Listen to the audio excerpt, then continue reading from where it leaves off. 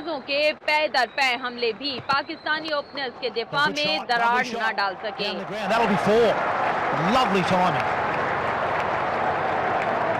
अजहर अली ने 205 रन की लाजवाब इनिंग्स खेली, जिसके साथ ही वो ऑस्ट्रेलिया में डबल सेंचुरी दागने वाले पहले पाकिस्तानी बन गए। इससे कबल ये एजाज माजिद खान के पास था, जिन्होंने 1972 में 158 रन की इनिंग्स खेली। Oh, lovely shot. No, it really is a great stroke. He picked the length of that so quickly. It wasn't all that short. Azhar Ali MCG में डबल सेंचुरी स्कोर करने वाले पहले एशियाई ओपनर भी हैं। इससे कबल वीरेंद्र सहवाग ने 2003 में 195 रन बनाए थे।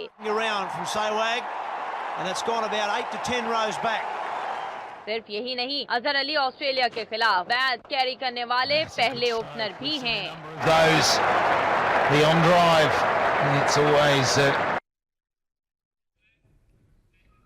अब आपको बताएं कि सिंध हाई कोर्ट ने आईजी सिंध एडी खाजा को ओहदे पर रहने का हुक्म इम्तनाई जारी कर दिया।